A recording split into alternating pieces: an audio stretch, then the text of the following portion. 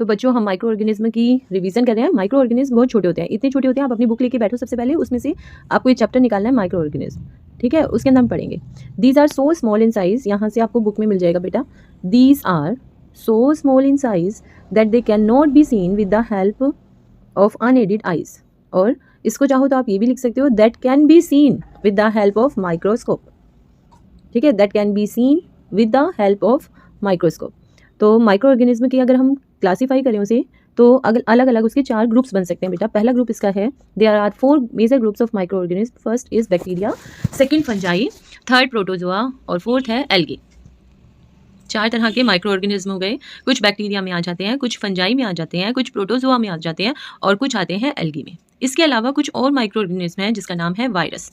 Viruses भी कई तरह के हैं बच्चों, अभी आपको पता है कोरोना वायरस फैला था ना, तो वायरस जो है वो भी माइक्रोस्कोपिक है, लेकिन उसे हम माइक्रो ऑर्गेनिज्म में नहीं पढ़ते। कारण क्या है, माइक्रो ऑर्गेनिज्म में हम वो पढ़ते हैं जो लिविंग है, हर वक्त जिंदा रहते हैं, जबकि वायरस ऐसे माइक्रो ऑर्गेनिज्म है, ऐसे ऑर्गेनिज्म है जो कि सिर्फ होस्ट के शरीर में ही जिंदा रहते हैं, होस्ट ऑर्गेनिज्म के शरीर में ही ये जिंदा रहते हैं, इसीलिए हम माइक्रो ऑर्गेनिज्म में वायरस नहीं याद करते हैं, ठीक है।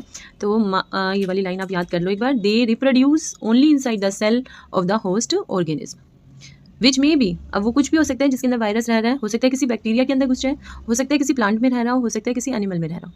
कुछ कॉमन वायरस हैं जैसे कि कॉमन कोल्ड, आजकल कोल्ड हो रहा है ना, ये इन्फ्लुएंजा फ्लू जिसको लिख सकते हो, और ये सब हमारे वायरस की वजह से होते हैं। इसके अलावा पोलियो, चिकन पॉक्स, ये याद कर लो आप, पोलियो और चिकन पॉक्स भी वायरस की वजह से ही होते हैं।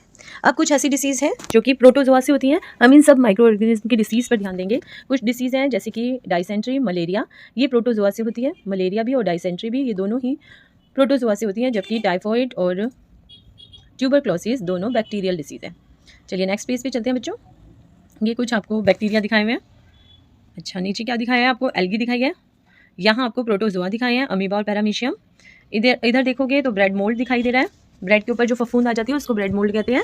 यहाँ आपको पैरामीशियम दिखाई दे रहा है, सॉरी पेंसिलिन दिखाई दे रहा है, और एस्परजिलस दिखाई दे रहा है।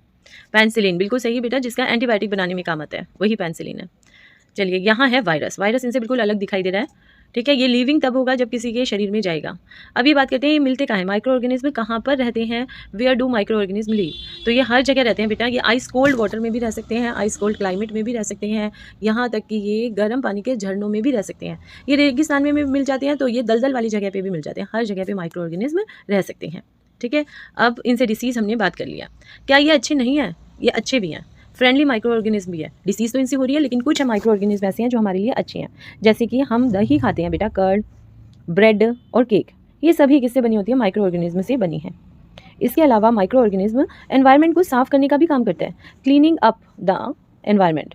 फॉर एग्जाम्पल, जो भी ऑर्गेनिक वेस्ट बच जाता है, जैसे कि सब्जियों के छिलके, रिमेन्स ऑफ एनिमल्स, फीसिस, जो भी गंदगी है, उन सबको ब्रोकन करने के लिए, तोड़ने के लिए कुछ बैक्टीरिया लग जाते हैं, जिसके कारण वो तो खत्म हो जाती है, साथ में क्या होता है, सॉइल की फर्टिलिटी भी बढ़ जाती है, ठीक है, मिट्टी में मिल जाते हैं वो, ठीक है। अगला है, मतलब पॉइंट क्या हुआ, फर्स्ट पॉइंट क्या आ गया, क्या अच्छे हैं हमारे लिए, क्यों अच्छे हैं बेटा, क्योंकि ये सॉइल की फर्टिलिटी को बढ़ा देते हैं, they increase the fertility of soil, ठीक है। Second, they can use to make curd, ठीक है, कर्ड बनाने में माइक्रो ऑर्गेनिज्म का ही हाथ होता है, उसी की वजह से कर्ड बनता है। लैक्टोबैसिलस नाम का बैक्टीरिया है जिसकी वजह से कर्ड बनता है, ठीक है। आगे चलते हैं, चीज़, पिकल्स, भटूरा, इन सबको बनाने के लिए, इडली बनाने के लिए भी माइक्रो ऑर्गेनिज्म का ही यूज़ होता है। जैसे इसमें दिखा रखा है भाई, आटा लगा दिया, आटा है ये, मैदा ली है, उसके अंदर शुगर डाला है, थोड़ी चीनी डाली, थोड़ा गर्म पानी डाला और कुछ अमाउंट में यीस्ट पाउडर डाला। कौन सा पाउडर डाला बेटा, यीस्ट। यीस्ट जो है खुद एक माइक्रो ऑर्गेनिज्म है। नेक्स्ट देखेंगे अब, अच्छा ये क्यों फूल जाता है भाई, क्योंकि यीस्ट रिप्रोड्यूस रैपिडली, यीस्ट बहुत जल्दी रिप्रोड्यूस होता है, और वो जब सांस लेता है बेटा, रेस्पिरेशन में वो कार्बन डाइऑक्साइड छोड़ रहा होता है, सांस लेना मतलब रेस्पिरेशन करते वक्त वो कार्बन डाइऑक्साइड छोड़ रहा होता है, जिसकी वजह से बबल्स ऑफ गैसेस बन जाते हैं, जिसे अंदर आटे के अंदर बबल ऑफ गैसेस बन गए, जिसकी वजह से उसका वॉल्यूम बढ़ गया। अच्छा, कमर्शियल यूज़ भी होता है माइक्रो ऑर्गेनिज्म का, मतलब बड़े पैमाने में भी इसका यूज़ होता है। कैसे होता है, माइक्रो ऑर्गेनिज्म का यूज़ करके ही अल्कोहल बनाई जाती है। अल्कोहल वो है जो शराब में भी डलती है, कुछ दवाइयों में भी डलती है, ठीक है। वाइन बनाई जाती है इसका यूज़ करके, और सिरका मतलब एसिटिक एसिड भी इसी से ही बनाया जाता है। किससे बनाया जाता है, माइक्रो ऑर्गेनिज्म का। तो ये कमर्शियल यूज़ है, बड़े पैमाने पर इसका यूज़ होता है, ठीक है। इसके अलावा ये इसमें लिखा हुआ है कुछ नेचुरल, आपको आगे चलें बच्चों। मैंने ये बोला कि अल्कोहल में इसका यूज़ होता है, कैसे यूज़ होता है, smell of alcohol as sugar has been converted into the alcohol by yeast. ये कन्वर्जन जो होता है शुगर का अल्कोहल में, उसको कहते हैं फर्मेंटेशन। क्या कहते हैं बच्चों? फर्मेंटेशन। बेसिकली अल्कोहल के लिए बेटा फ्रूट्स का जूस डाला जाता है ना, उसके अंदर से जो चीनी होती है, उसकी जो मीठापन होता है वो सड़ जाता है। इस सड़ने की प्रक्रिया को ही फर्मेंटेशन बोलते हैं, ठीक है, क्योंकि उसका यूज़ किस में किया जाता है, फिर अल्कोहल बनाने के लिए किया जाता है। The process of conversion of sugar into alcohol is known as fermentation. और फर्मेंटेशन किसने कराई थी सबसे पहले, किसने डिस्कवर की थी? वो था लुईस पास्चर, ठीक है। Lewis pasture discovered fermentation. उन्होंने सबसे पहले फर्मेंटेशन डिस्कवर की सन 1857, मतलब 1857 में। आगे चलते हैं बेटा, मेडिसिनल यूज़ देखते हैं हम माइक्रो ऑर्गेनिज्म का। तो माइक्रो ऑर्गेनिज्म का यूज़ करके एंटीबायोटिक बनाई जाती है। जब आप डॉक्टर के पास जाते हो तो डॉक्टर आपको कुछ दवाइयाँ, कुछ टैबलेट्स, कुछ कैप्सूल या कई बार इंजेक्शन लगाता है, ठीक है। वो इंजेक्शन किसके होते हैं? एंटीबायोटिक के होते हैं, ठीक है। यहाँ लिखा हुआ है when you fall ill the doctor में give you some antibiotic tablets, capsule, injection such as of penicillin. हो सकता है उसका एग्जाम्पल पेंसिलिन हो सकता है, कोई एंटीबायोटिक जो दी, ठीक है। ये सभी मेडिसिन जितनी भी एंटीबायोटिक है सब माइक्रो ऑर्गेनिज्म से बनी होती है। और इनका काम क्या होता है? अगर what is the function of micro organism question आ जाए तो लिखोगे दीज मेडिसिन किल और stop the growth of the disease causing micro organism, ठीक है। यही है एंटीबायोटिक। अब एंटीबायोटिक जब हम लेते हैं तो डॉक्टर उसको लेने के लिए कुछ टाइम बताते हैं, डेज बताते हैं। These are number of antibiotic are being produced from, इसको छोड़ दो, चलो ये याद कर लो कौन कौन सी इसके अंदर एंटीबायोटिक हैं। तो आप याद रखोगे बैक्टीरिया और फंजाई से कौन कौन सी एंटीबायोटिक बन सकती है। स्ट्रेप्टोमाइसिन, टेट्रासाइक्लिन और एरिथ्रोमाइसिन, ठीक है। आगे चलते हैं बच्चों। अलेक्जेंडर फ्लेमिंग ने, अब क्या हुआ था, फर्मेंटेशन लुईस पास्चर ने बताई थी, ऐसे ही एंटीबायोटिक जिसने बताई थी वो है अलेक्जेंडर फ्लेमिंग। तो अलेक्जेंडर फ्लेमिंग ने सबसे पहले डिस्कवर किया था एंटीबायोटिक। उन्होंने कैसे डिस्कवर किया? उन्होंने कुछ डिसीज कॉजिंग बैक्टीरिया को एक जगह पे बड़ा किया, ठीक है। और उन्होंने एकदम से देखा कि जो ये बैक्टीरिया जिनसे बीमारियां हो रही हैं, तो उन्होंने देखा कि वहाँ पर spores of little green mould in one of his culture plates. उन्होंने देखा कि कुछ पास स्पोर्स से बन गए, कुछ काई जैसे, मोल्ड जैसे, फफूंद सी लग गई। उन्होंने ये देखा। He observe that the presence of फफूंद, जो मोल्ड बन गया था, prevents the growth of the bacteria. उसने बैक्टीरिया की ग्रोथ को रोक दिया था। अब बैक्टीरिया बढ़ नहीं रहे थे। और इस मोल्ड का नाम था पेंसिलिन। और पेंसिलिन का आपको मैंने यहाँ आपकी बुक में बेटा पिक्चर भी दिया हुआ है, ये रहा, पेनिसिलियम लिखा हुआ है ना। तो ये ऐसे उनकी जहाँ वो बैक्टीरिया को ग्रो कर रहे थे वहाँ पर कुछ इस तरह का मोल्ड बन गया था। ये जो मोल्ड आपको दिख रहा है, ये वाला मोल्ड तैयार हो गया था बेटा, जिसका नाम है पेनिसिलिन, ठीक है। तो उन्होंने डिस्कवर किया, किसने? अलेक्जेंडर फ्लेमिंग ने। तो ये याद रखोगे आप। आगे चलते हैं बच्चों नेक्स्ट पेज पर। अच्छा, ये जो एंटीबायोटिक होती है किससे बनी होती है? अगर क्वेश्चन आता है तो आप याद रखोगे ये फंजाई और बैक्टीरिया से बनी होती है, ठीक है। अच्छा, क्या एनिमल्स को भी दी जाती है, उनको डिसीज हो जाता है? बिल्कुल। Antibiotic are even mixed with the feed of livestock और poultry to check microbial infection in animals. Animals को भी एंटीबायोटिक दी जाती है, चाहे उनके खाने में मिला के, लाइव स्टॉक में मिला के, या पोल्ट्री के अंदर मिलाकर, किसी में भी मिलाकर उनको खाने में दी जाती है। नेक्स्ट है, अच्छा, अगर हम एंटीबायोटिक ले रहे हैं, ठीक है, तो उसका कोर्स पूरा करना पड़ता है बेटा, ये याद रखना है। सबसे पहले एंटीबायोटिक ऐसे नहीं लेनी चाहिए। एंटीबायोटिक तब लेनी चाहिए जब किसी क्वालिफाइड डॉक्टर ने आपको एडवाइस की हो, ठीक है, तभी लेनी चाहिए। Antibiotic should be taken only on the advice of qualified doctor, ठीक है। दूसरी बात, इसका कोर्स हमेशा पूरा करना चाहिए। यू मस्ट की जगह वी मस्ट कर देना। We must complete the course prescribed by the doctor, ठीक है। रॉन्ग डोज नहीं लेनी, सही डोज लेनी है। जितने दिन उसने डॉक्टर ने कहा है उतने दिन ही लेनी है बेटा, ना उससे कम करनी है ना उससे ज़्यादा करनी है। दूसरी बात, एंटीबायोटिक सिर्फ बैक्टीरियल डिसीज पर कार्य करेगी बेटा, उस पर ही काम करती है, वायरस पे काम नहीं करती है। Antibiotics are not effective against cold flu as these are caused by viruses. जब वायरस से जो बीमारी होगी उस पर एंटीबायोटिक काम नहीं करेगी। अब क्वेश्चन आता है वैक्सीन क्या है? अभी आपको वैक्सीन लगी थी स्कूल में भी, तो ये वैक्सीन होती क्या है ये बात करते हैं। एंटीबायोटिक की बात हो गई। एंटीबायोटिक किस पे काम कर रही है बेटा? एंटीबायोटिक बैक्टीरिया और फंजाई से होने वाली बीमारियों पे कार्य करेगी ओनली, बेसिकली बैक्टीरिया से होने वाली डिसीज़ पर काम करती है। अच्छा, वैक्सीन क्या है? हमारे शरीर के अंदर बेटा कुछ एंटीबॉडीज़ होती हैं। क्या होती हैं? एंटीबॉडीज़। ये एंटीबॉडीज़ हमारे शरीर की रक्षा करती हैं बाहर से आने वाले माइक्रोब से, ठीक है। तो किसी भी तरह से इन एंटीबॉडीज़ को यदि शरीर में एक बार बना लिया जाए तो ये जब तक हम जिंदा रहेंगे बच्चों, ये तब तक जिंदा रहती हैं और हमारे शरीर में जितनी भी डिसीज़ कॉजिंग बैक्टीरिया हमारे शरीर में आए, कोई भी माइक्रोब्स हमारे शरीर में आए, चाहे वो वायरस हो, चाहे वो बैक्टीरियल कोई भी डिसीज़ हो, उनको दूर भगा देती है। तो किसी तरह से इन एंटीबॉडीज़ को जगाना है और ये तब जगती हैं जब हमारे शरीर में उस तरह की कोई बीमारी आ जाए, तो उससे लड़ने के लिए अपने आप हमारी बॉडी कुछ एंटीबॉडीज़ बना देती है, ठीक है, तो यहाँ से करेंगे when a disease carrying microbes enter our body the body produce antibodies to fight the invader. The body also remember how to fight the microbe if it enters again if dead, है ना, अगर दोबारा आएगी तो body को याद है antibodies को कि किसको कैसे मारना है, कोई बीमारी हमारे शरीर में आ गई है। तो यदि हम कोई डेड या कुछ बहुत वीक कमज़ोर सी डिसीज़ अपने शरीर के अंदर इस बॉडी में डाल लें तो अपने आप उससे लड़ने के लिए एंटीबॉडीज़ बन जाएगी, और वो एंटीबॉडीज़ बड़ी बीमारी से भी लड़ सकती है उसी तरह की। तो if dead or weakened microbes are introduced into healthy body, the body fights and kills the invaded bacteria by producing suitable antibodies. The antibodies remain in the body and we are protected.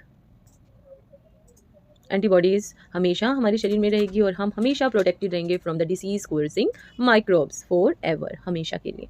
आपको पता है हमारी country के अंदर भी vaccination बहुत सारी चीज़ों का हुआ है, जैसे कि कोलेरा का वैक्सीन, टीबी की वैक्सीन, स्मॉल पॉक्स की, हेपेटाइटिस की, ये हॉस्पिटल्स में फ्री लगती हैं बेटा, बच्चों को लगाई जाती हैं। Cholera, tuberculosis, small pox, hepatitis, जिससे कि हम बीमारियों से बचे रहें।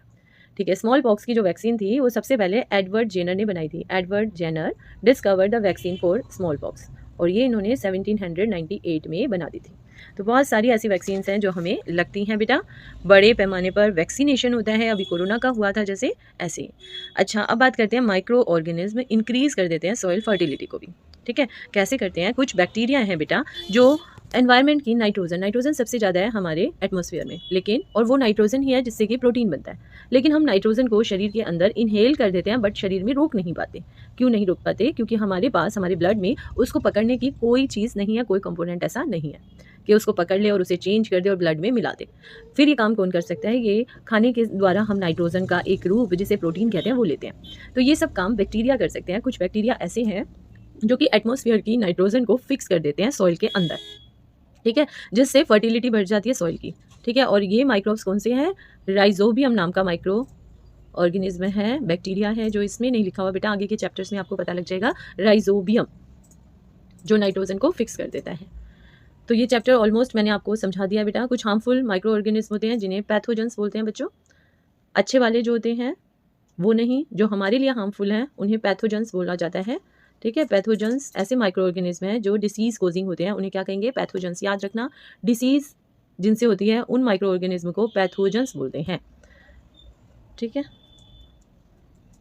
ह्यूमन की अगर हम बात करें तो ह्यूमन में पैथोजेंस कहाँ कहाँ से आ सकता है, ये बात करते हैं। ये एयर से आ सकता है, वाटर से आ सकता है, और खाने से आ सकता है, फूड से आ सकता है। पैथोजेंस हमारे शरीर में कहाँ कहाँ से आ सकते हैं बेटा? ये 3 जगह से आ सकते हैं, चाहे वो हवा से हमारे शरीर में जाए, चाहे वो खाने से हमारे शरीर में जाए, चाहे वो पानी पीने से हमारे शरीर में जाए। ठीक है, अच्छा, ये जो पैथोजेंस है जो एयर से आ रहे हैं, वाटर से आ रहे हैं, फूड से आ रहे हैं, ये फैल भी सकते हैं। अगर ये फैल जाते हैं तो इनसे जो डिसीज़ होती है उनको कम्युनिकेबल डिसीज़ कहते हैं। ठीक है, डिसीज़ जो स्प्रेड होती है, देखो, माइक्रोबियल डिसीज़, माइक्रोब से होने वाली disease that can be spread from infected person to healthy person through air, water, food, यहाँ तक कि फिजिकल कॉन्टैक्ट से भी ऐसी डिसीज़ को कम्युनिकेबल डिसीज़ कहते हैं। ठीक है, अब कौन कौन सी आ गई? जैसे कि चिकन पॉक्स, कोलेरा हो गया, कॉमन कोल्ड हो गया, यहाँ तक कि टीबी भी हो गया। टीबी को मतलब ट्यूबरक्लोसिस। चलिए आगे चलते हैं आप। अच्छा, डिसीज़ को एयर में फैलने से, एयर में से फैल रही है। कुछ ऐसे भी हैं बेटा जो इन डिसीज़ को लेकर जाते हैं अपने साथ, अपने शरीर के अंदर ले जाते हैं और दूसरे में छोड़ देते हैं। जैसे कि मच्छर, मॉस्किटो सबसे बड़ा कैरियर होता है बेटा डिसीज़ को लेके जाने का। तो कुछ इंसेक्ट्स और कुछ एनिमल्स एक्ट्स एज कैरियर, ये कैरियर का काम करते हैं। जैसे कि हाउस फ्लाई, हाउस फ्लाई जो होती है वो गार्बेज पे बैठती है ना, एनिमल एक्सक्रीटा पे बैठती है। और पैथोजेंस को जो पैथोजेंस मतलब जो डिसीज़ कॉजिंग माइक्रो ऑर्गेनिज्म है वो अपने स्टिक कर लेती है अपने हाथों पर, अपनी बॉडी पर, और उसके बाद वो साफ खाने पे जाके बैठ गई, उसके अंदर उन पैथोजेंस को, उन बीमारी फैलाने वाले माइक्रो ऑर्गेनिज्म को छोड़ देती है। ठीक है, तो इसीलिए ये कहा जाता है कि खाना ढक कर रखें। It is advise to always keep the food covered. Second बात, avoid consuming uncovered items of food, इसीलिए कहते हैं बिना ढका खाना मत खाओ। अच्छा, अब यह है कौन सा? फीमेल मॉस्किटो है, मादा मच्छर है जिसका नाम है एनोफिलस मॉस्किटो। ठीक है, ये क्या लेके जाती है बेटा? मलेरिया डिसीज़ का प्लाज्मोडियम अपने हाथों में दबा के ले जाती है, मुंह में रखा हुआ होता है। जैसे ही किसी हेल्दी पर्सन को काटेगी तो ये मलेरिया के प्लाज्मोडियम उसके अंदर डाल देती है। ठीक है, ऐसे एक और मच्छर है जिसका नाम है, फीमेल है वो मच्छर भी, और उसका नाम है फीमेल एडिस मच्छर, एडिस मॉस्किटो, जो कैरियर है डेंगू का। तो वो डेंगू के वायरस को ले जाती है और यहाँ उसके पास डेंगू का वायरस होता है, जैसे ही काटती है किसी भी हेल्दी पर्सन को तो इस वायरस को उसके शरीर में छोड़ देती है। ये एनोफिलस दिखा रखा है तो इसके पास प्लाज्मोडियम होगा। आई होप पूरा चैप्टर आपको समझ आ गया है बच्चों। अब यहाँ पर टेबल है, ये थोड़ी सी याद कर लेना। ऑलमोस्ट सब कुछ हो गया है। फूड पॉइजनिंग हो जाती है, भाई गंदा खाना खा लेंगे तो फूड पॉइजनिंग हो जाएगी हैं, जैसे कि नमक डालकर चीज़ों को प्रिजर्व करते हैं, मीट को, फिश को नमक डालकर किया जाता है। आंवला के अंदर इमली, ये रॉ मैंगोज़, कच्चा आम, उसको बचाने के लिए, इमली को बचाने के लिए नमक में उसको रखा जाता है। ठीक है, प्रिजर्वेशन बाय शुगर भी होता है बेटा, चीनी डालकर भी चीज़ों को रखा जाता है, ख़राब होने से बचाया जाता है। जैसे बहुत दिनों तक जैम्स, जेली, टॉफ़ीज़ भी खाते हो, स्क्वैशेस भी बनते हैं, है ना, इन सब के अंदर चीनी डालकर फ्रूट जूस को बचाया जाता है। इसके अलावा तेल का यूज़ किया जाता है, विनेगर का यूज़ किया जाता है। भाई ख़राब कैसे होगा, फूड ख़राब कब होगा, फूड कंटेमिनेट कब होगा, जब उसके अंदर माइक्रो ऑर्गेनिज्म की ग्रोथ होगी। तो इसको बचा दो, किस किस से बचा सकते हैं हम, उसके अंदर कॉमन सॉल्ट डालकर, शुगर डालकर, विनेगर डालकर, ऑयल डालकर। कई बार ऐसा होता है कि बहुत ठंडा करके भी, पहले गर्म करें और एकदम से ठंडा कर दें, तब भी हम उसको बचा सकते हैं। जैसे दूध थैली में आता है बच्चों, तो वो कैसा दूध होता है, पैस्चराइज मिल्क होता है। पैस्चराइज क्या होता है, पैस्चराइज मतलब है, देखो इधर देखो, पैस्चराइजेशन है, इसके अंदर क्या लिखा हुआ है, the milk is heated to about 70 degree Celsius for 15 से 30 सेकंड तक गर्म किया जाता है 70 डिग्री सेल्सियस पर, फिर एकदम से उसको ठंडा किया जाता है। By doing so it prevents the growth of the microbes. This process was discovered by Louis Pasteur, इसीलिए इसका नाम हुआ पैस्चराइजेशन। ठीक है, चलिए आगे चलते हैं। ये आ गया नाइट्रोजन फिक्सेशन, राइजोबियम मैंने बता दिया था। ऐसा होता है बच्चों कि दालों वाले जो पौधे होते हैं, बेसिकली लेगुमिनस प्लांट्स के अंदर, लेगुमिनस मतलब दाल वाले पौधे, ठीक है, फली वाले पौधे कह सकते हो आपको, जिसमें भी फली लगती है, चाहे वो मटर हो। ठीक है, इसकी जो रूट्स हैं, इसकी रूट्स में कुछ नोड्यूल्स बन जाते हैं, कुछ गांठें गांठें सी होती हैं। इन नोड्यूल्स के अंदर बैक्टीरिया रहते हैं, उन बैक्टीरिया का नाम है राइजोबियम। तो ये राइजोबियम इसमें रहते हैं, in the root nodules of leguminous plant. अब ये क्या करते हैं, बाहर जितनी नाइट्रोजन है, इनके आसपास की नाइट्रोजन को पकड़ लेते हैं। भाई एयर में बहुत सारी नाइट्रोजन है, इस नाइट्रोजन को पकड़ लेते हैं और इसका एक कंपाउंड बना देते हैं जो मिट्टी में आराम से मिल जाए, सॉइल में। अगर वो सॉइल में मिल गया तो क्या होगा, वाटर के साथ धीरे धीरे ये नाइट्रोजन मिट्टी के अंदर से प्लांट में आ जाती है और प्लांट से इसके फ्रूट्स में चली जाती है। ठीक है, पत्तियों में, फ्रूट्स में ये चली जाती है। तो इसका मतलब नाइट्रोजन फिक्सेशन में भी इसका रोल होता है। ये बना भी हुआ है, देखो रूट्स बनी हुई हैं, रूट्स के अंदर ये आपको नोड्यूल्स भी दिखाई दे रहे हैं छोटे छोटे। क्लियर? आई होप ये चैप्टर आप सबको समझ आ गया होगा। मैं आपको रिवाइज करा रही थी बच्चों, तो रिवीजन कंप्लीटेड है। नाइट्रोजन साइकिल एक बार देख लो, हो सकता है ये आ जाए, क्योंकि मिड टर्म में नहीं आई है तो फाइनल में आ सकती है, एक बार देखेंगे। एटमॉस्फेयर की नाइट्रोजन है, ऊपर लिखा हुआ है देखो, एटमॉस्फेयर साइकिल है, गोल बनानी है, याद रखना। एक बड़ा सा हमने सर्कल बनाया, साइकिल बनाई सर्कल, और उसके अंदर सबसे ऊपर एटमॉस्फेरिक नाइट्रोजन लिखना। फिर नाइट्रोजन फिक्सिंग बैक्टीरिया, उन्होंने नाइट्रोजन को फिक्स किया, उसके बाद नाइट्रोजन के कंपाउंड्स बने। कुछ और मत इतना लिखाना, नाइट्रोजन कंपाउंड्स, तब भी नंबर मिल जाएंगे। यहाँ पर फिक्सिंग नाइट्रोजन हो जाएगा, उसके बाद यहाँ compounds of nitrogen in soil कर देना। उसके बाद bacteria turn compounds of nitrogen into gaseous nitrogen. ठीक है, अच्छा इधर देखो, इसके अलावा कैसे होता है बेटा नाइट्रोजन का फिक्सेशन, लाइट जब चमकती है तब भी नाइट्रोजन का फिक्सेशन होता है, वो दोबारा से मिट्टी में मिल जाता है। ठीक है, अब इसका यूज़ किया किसने, प्लांट्स ने, प्लांट्स को खाया एनिमल ने। खाली प्लांट भी लिखा हो गया तब भी मान लूँगी, खाली प्लांट, एनिमल्स, आपका जो एग्जामिनर होगा वो मान जाएगा कि प्लांट्स ने लिया, फिर एनिमल्स ने लिया, फिर एनिमल का waste and excretion, waste excretion और डेथ से ये दोबारा से नाइट्रोजन सॉइल में आ गया। आई होप बच्चों अच्छे से आपको ये चैप्टर समझ आ गया होगा। फिर भी अगर कोई प्रॉब्लम है तो ज़रूर पूछ लेना, क्वेश्चन आंसर सारे कर लेना, अच्छे से आपको आते हैं। माइक्रो ऑर्गेनिज्म किसकी हेल्प से देखे जाएंगे, माइक्रोस्कोप से।